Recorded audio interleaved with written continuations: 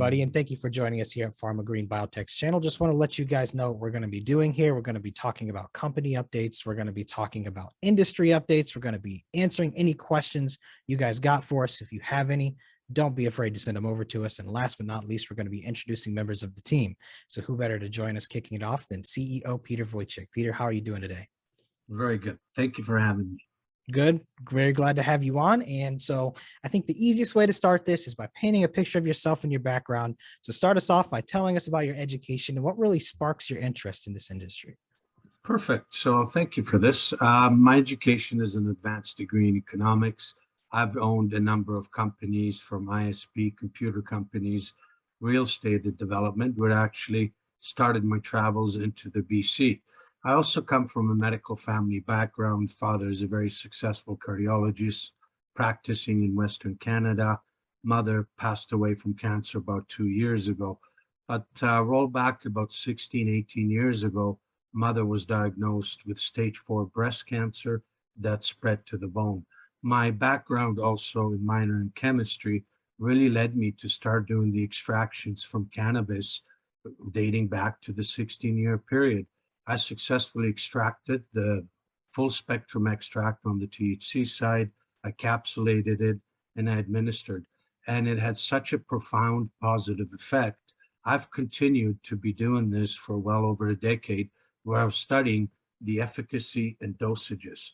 So how much could this be effective without affecting too much the psychotropic effects of THC?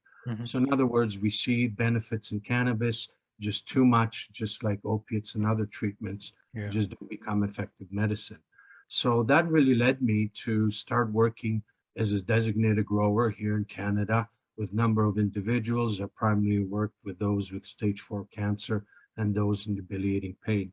And then as the timeline progressed and just overall the mentality and attitude of cannabis evolved, then the commercial program came about here in Canada. And at that time, we actually started to think about developing a corporate strategy. So we're a very interesting company. In 2015, Pharmagreen had completed one of the very first state-of-the-art $1 million hydroponics facility to actually grow therapeutic cannabis, as opposed to we weren't really looking at the retail model. We also saw from a branding perspective and just the age of the persona, Tommy Chong. So at that time, we actually had a contract with Tommy Chong to be our brand endorser.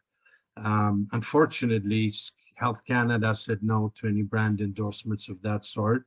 And also at the same time, the city where we built the facility said no to any commercial activities that was still considered taboo, in 2015 back then. So we had to reinvent the company and basically march forward. So I took the knowledge from the different, cultivation systems to this making of the starter plantlets, and we brought on board Dr. Fazia Freen. Dr. Fazia Freen, a PhD in botany, taught graduate students in the University of Chiba as well, everything from CO2 augmentation to tissue culture. And based on our combined knowledge, bringing her in, we thought of being a complement to the cultivators as we started to the design of an engineered a facility over a 3-year period that we called the Cannabis Biotech Complex. What's very interesting about this facility is it is for the production of tissue cultured starter plantlets. Now, this facility is really something very unique and gives a competitive advantage to the cultivators, as they're starting with the best starting material to produce the end result, which is the flower used either for smoking, as we know, and extractions and so forth. So our technology that we use to design it, we also dubbed the facility recession proof, because we designed it in such a way that we can produce any plant species on the planet, which is very interesting to mention as well. And we also developed proprietary technologies in the production of the tissue culture, the steps. Traditionally, there's 4 steps. Dr. Freen developed a 3-step process, which is a big jump in terms of agricultural technology.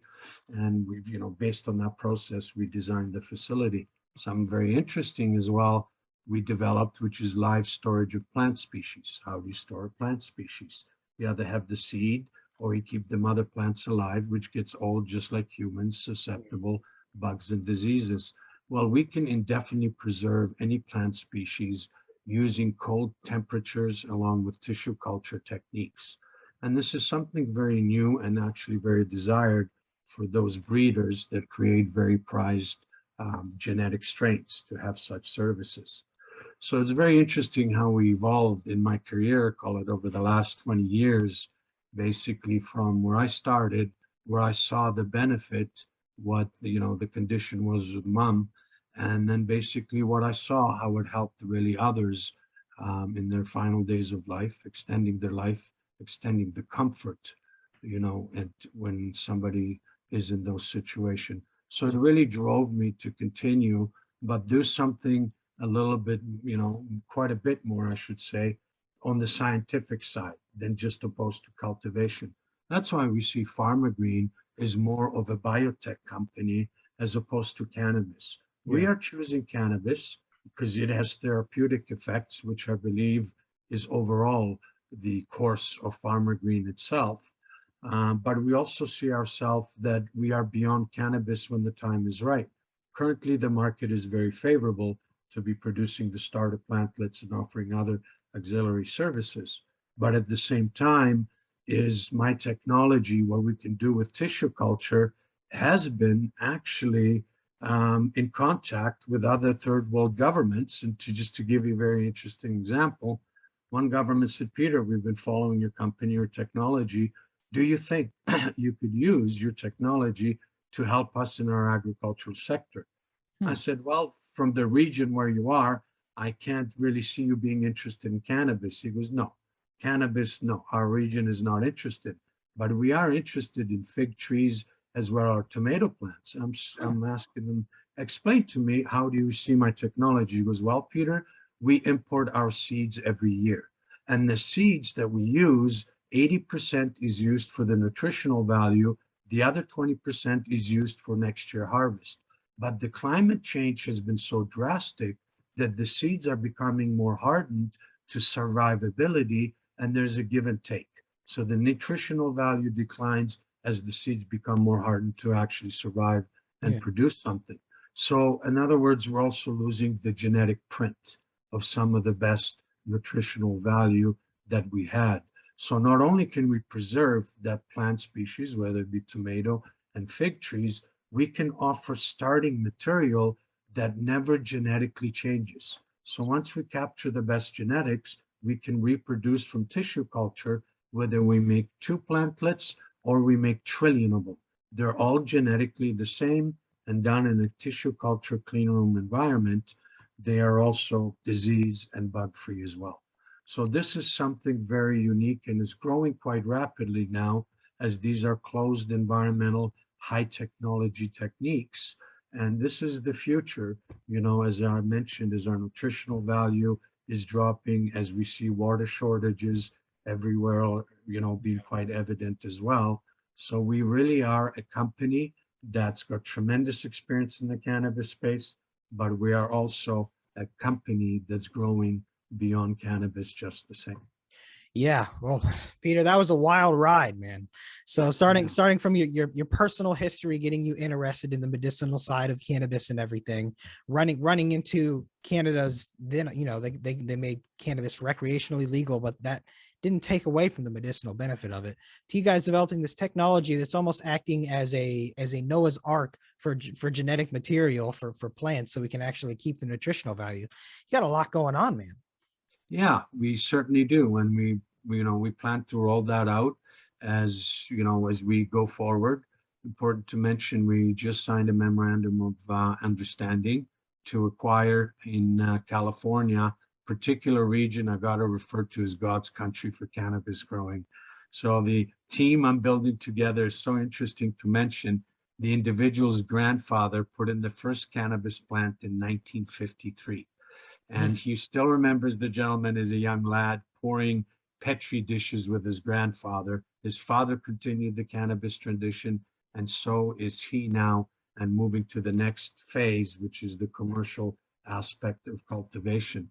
So our plants are we want to build a state-of-the-art greenhouse, move their revenues within 12 months from 500,000 to in excess of 15 million, based on our knowledge, IoT of things, and Mhm. just the modern design. And we also want to start the process of doing a tissue culture facility so we can supply our own starter plantlets, but also those in the vicinity, basically of our facilities as well. And I should mention, with this sort of talent, I refer to it as the grandmaster grower type of material. When you're 3 generations in, you really know your stuff. Yeah. So, between our biotech experience of Dr. Afreen, myself being a CEO and successfully running numbers of companies, and our CFO, Terry Kwan's got 40 years public company experience in financial management, and now to the grandmaster grower joining our ranks, I think we're very well positioned to be a tour de force Yeah. as we roll out Pharmagreen. Yeah, it sounds like you have a real star-studded team at this point, and you have a strong plan going forward. I guess, Peter, to cap us off, because for the next video we can dive deeper into the company itself, talk about the company's health and financials. But for now, the last thing I want from you is tell me what your role looks like on the day-to-day. Let people know what it is you're typically handling in your days working for Pharmagreen. Well, currently is we're at the same time, I should mention my day-to-day role is I'm very heavily involved in the research and development part. So we concurrently, while we're developing the public company, our Regulation A offering that we're currently working on as well, and everything that goes with it. I have calls every day and video calls, putting the marketing together, building our organic content of our company as well. But a very important factor is I'm really hands-on with the research and development. What are we currently also working on, which is in support of Pharmagreen as it builds out its tissue culture? So Yes. to understand that truly, in order to produce tissue culture plantlets, you have to develop the protocols first. Each protocol for a plant strain can take 6 to 9 months. It's the Mm. right combination shooting, rooting hormone before you actually can grow the plantlet in a lab. So that's where we currently are. We have developed to date some of the highest desirable THC strains on the market. So we are ready to go for that production as we start production in California as well. We have also developed in-house proprietary CBD strain called CBD Dana, named after my mother for her efforts in helping me with this whole program being involved. And we're also doing other research on other plant species. To give you an example of one that interests me a lot personally, it's a really interesting story. It's called TM's buckwheat.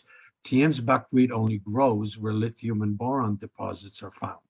So it's also on the endangered plant species list. It is native to the Nevada region.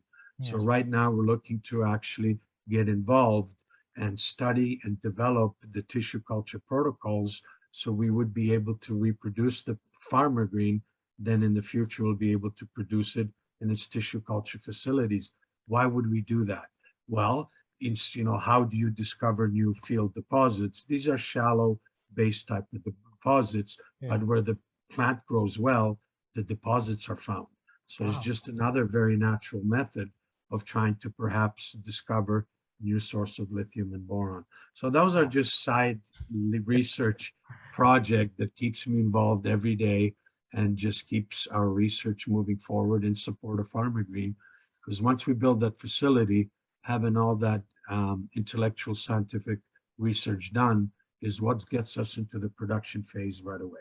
Yeah, yeah, it's really interesting the amount of extra things that this technology has the potential to kind of expand out to. But Peter, it sounds like you're wearing multiple hats here. Of course, you're handling the research stuff, but you're also the head of the public company, so you're never just doing one thing. It's kind of a maestro role, so to speak, when you're in the position of CEO of a public company. So from here, I guess, do you have any last words for people? We'll say, like, what would you be most excited for coming up in the future? I would say just honestly keep following us because we have a model that we want to roll out very quickly.